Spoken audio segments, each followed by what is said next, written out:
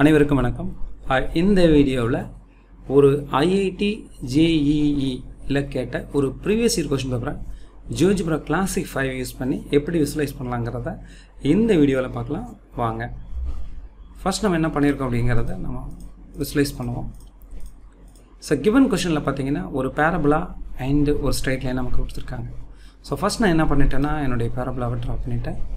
அடுத்து என்னுடைய ஸ்ட்ரெயிட் லைனையும் நான் ட்ரா பண்ணிட்டேன்.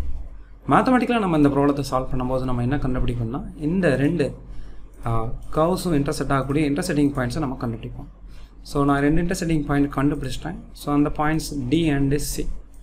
அடுத்து நான் என்ன பண்ணோம் அப்படின்னா என்னுடைய மேத்ஸ் கான்செப்ட் படி x = -1 அண்ட் x = 2 இந்த ரெண்டு லைன் மற்றும் இந்த இரண்டு வளைவரைகளால் அடைபடும் இந்த அரங்கத்தின் பரப்பு தான் நான் கண்டுபிடிச்சிருக்கேன்.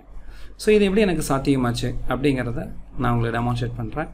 ஸோ இதை டெலிட் பண்ணிடலாம். ஸோ அதுக்கு நான் யூஸ் பண்ணுறது ஒரே ஒரு கமெண்ட் தான். என்னன்னு பார்த்தீங்கன்னா இன்டெக்ரல் பிட்வீன் அப்படிங்கிற கமெண்ட்டை யூஸ் பண்ணுறேன். Integral between function start value and end value. நமக்கு இந்த ப்ராப்ளத்துக்கு வந்து கான்செப்ட் நமக்கு தெரியும் என்ன அப்படின்னா the above the curve minus below the curve use பண்ணுறோம். ஸோ லிமிட்ஸ் பார்த்தீங்கன்னா லோயர் லிமிட் -1 அப்பர் லிமிட் வந்து 2.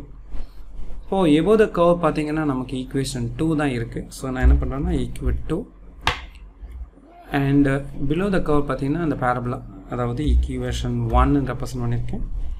அண்ட் லோயர் வேல்யூ பார்த்தீங்கன்னா -1 அண்ட் அப்பர் வேல்யூ பார்த்தீங்கன்னா 2 கொடுத்து நான் என்டர் கொடுத்தேன்னா என்னுடைய ஏரியா எனக்கு கிடச்சிடும். ஸோ இது மேலே ரைட் கிளிக் பண்ணி அதோட ஆப்ஜெக்ட் ப்ராப்பர்ட்டிஸ்குள்ளே போயிட்டு அதோட ஸ்டைலை நான் என்ன பண்ணிக்கலாம்னா அதை சேஞ்ச் பண்ணிக்கலாம். இப்போ எனக்கு கிடைச்சிருக்கக்கூடிய வேல்யூ வந்து பார்த்திங்கன்னா ஒரு டெசிமல் வேல்யூவாக இருக்குது. எனக்கு ஒரு ஃப்ராக்ஷன் வேல்யூ வேணும்னா அதுக்கு ஒரே ஒரு கமெண்ட் தான் இந்த ஃப்ராக்ஷன் டெக்ஸ்ட் நம்பர். ஸோ இங்கே என்ன லேபிள் இருக்குது பாருங்கள் A. ஸோ ஏன்னு கொடுத்தீங்கன்னா எனக்கு ஒரு வேல்யூ கிடச்சிடும் என்டர். ஸோ இந்த கொஸ்டினுக்கான ஆன்சர் நமக்கு என்ன கிடச்சிருக்குன்னா 9/8. ஸோ இந்த மாதிரி ஜியோஜிப்ரா சாஃப்ட்வேரை யூஸ் பண்ணி போட்டித் தேர்வுகளில் கேட்கக்கூடிய கேள்விகளை நம்ம என்ன பண்ண முடியும்னா மாணவர்களுக்கு ரொம்ப எளிமையான முறையில் விசுவலைஸ் பண்ணி காட்ட முடியும். தேங்க்யூ.